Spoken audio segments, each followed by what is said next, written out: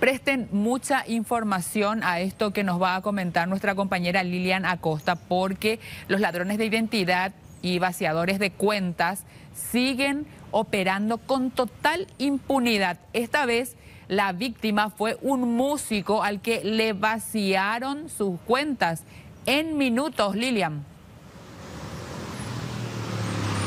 Sí, María Teresa, recordamos este tema que ocurrió la semana pasada con Ito Goiburu, que había denunciado que perdió aproximadamente 10 millones de guaraníes en minutos. ¿Qué pasó? Su teléfono perdió señal. Él pensó que no pagó el plan o algo por el estilo y es por eso que no estaba funcionando la señal de su telefonía, pero al verificar su teléfono y luego también su cuenta bancaria, se dio cuenta de que en varias transacciones había perdido aproximadamente 10 millones de guaraníes.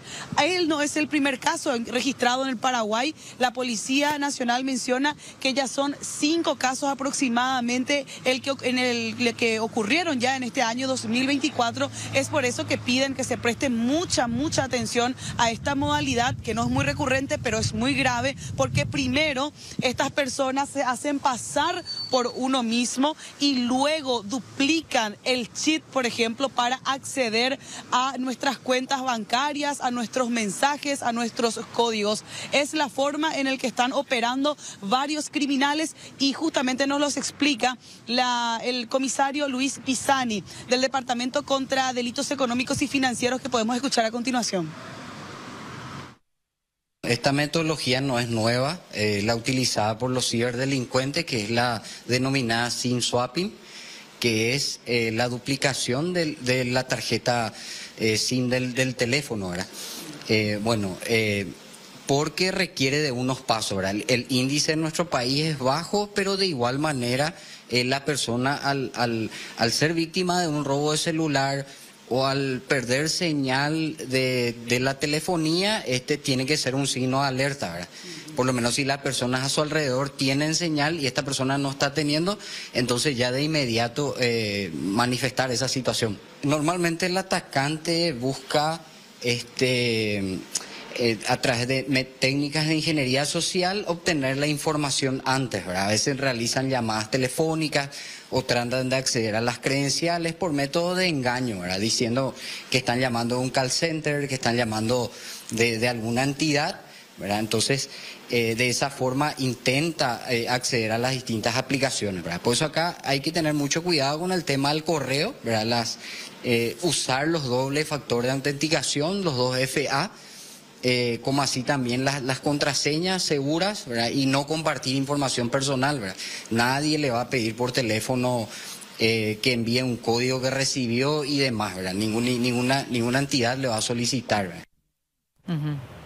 Bueno, Lilian, a este listado de particularidades señaladas por el comisario tenemos que agregar también otras advertencias y otras señales de alarma, porque es importante destacar que si bien 5 casos puntuales fueron identificados por la Policía Nacional, hay muchos otros casos similares, no calcados, pero sí de vaciamiento de cuentas también, y las entidades bancarias y financieras no responden, no hacen la devolución correspondiente, o sea que la víctima tiene que verse sola con el problema y también con las consecuencias y buscar recuperar el dinero, cosa que casi nunca ocurre. Es por eso, Lilian, que te pedimos, sabemos que preparaste algunas placas para orientar a los televidentes del Meridiano Informativo y vamos a poner en pantalla justamente estas placas para ir viendo de qué forma se puede evitar todo esto y tomar las precauciones correspondientes. Ya tenemos en pantalla, Lilian, la primera placa.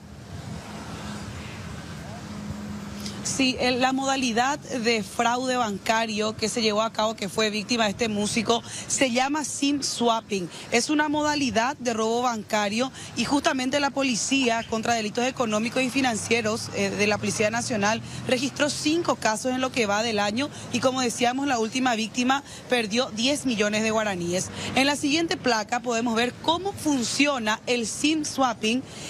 Primeramente, el criminal el ciberdelincuente obtiene estos datos personales de su víctima mediante técnicas de phishing o filtración de datos o a través de las redes sociales. Es ahí cuando se apodera de tu identidad, cuando te llaman, por ejemplo, se hacen pasar por alguien, alguna empresa, o vos ingresás a un link, es ahí en donde obtienen tus datos y se apoderan de tu identidad. En ese momento ya en la placa 3, con esta información, el ciberdelincuente comienza con la suplantación de la identidad con el proveedor de la telefonía y ahí solicita una nueva tarjeta SIM. El delincuente suplantó tu identidad y con esos datos llama a la telefonía, se hace pasar por vos y solicita un chip nuevo.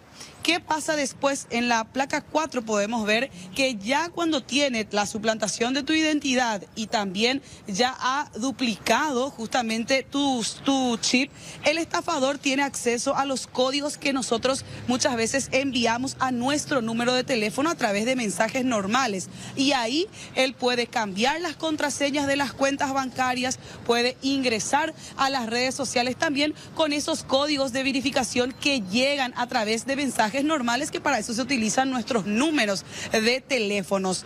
En la siguiente placa ya la víctima mostrará y va a notar que su teléfono perdió el servicio de telefonía, o como le solemos decir, perdió la señal. Y también va a intentar acceder a sus cuentas bancarias y ya no lo va a poder hacer. En la placa 5 nosotros compartimos con ustedes qué es lo que recomienda la Policía Nacional. Primeramente, utilizar una contraseña adicional y la doble autentificación. No dar códigos, eso es siempre recomendado por la policía y por todos los expertos. No dar códigos ni a través de link, ni a través de enlaces, ni mucho menos a través de llamadas. Y por último, no validar contraseñas, muy importante, a través de mensajes normales, porque cuando duplican tu chip van a tener acceso justamente a esos códigos, María Teresa. Así es, Lilian, muy importantes recomendaciones las que nos acabas de dar y sobre todo de manera puntual qué hacer cuando uno de repente pierde la señal y empieza a preguntarse qué es lo que está pasando. O lo otro que nos comentabas también, Lilian, que inmediatamente lo que hacen es comunicarse con la empresa telefónica y realizar los cambios como para poder finalmente hacer el vaciamiento de cuentas. Por otro lado, con respecto a la responsabilidad de las entidades financieras y bancarias, tampoco la policía tiene una orientación concreta, porque hasta ahora, por lo menos que hayamos tenido noticia, no se ha hecho una acreditación o una devolución por parte de las entidades. Absolutamente no, María Teresa. Los que ya han tomado algunas medidas son las empresas de telefonía, porque ahora para activar tu chip, por ejemplo, ya te piden varios pasos a seguir. Por ejemplo, una selfie, la foto de los dos lados de la cédula. Necesariamente tenés que hacer todos esos pasos para poder cambiar o solicitar un nuevo chip.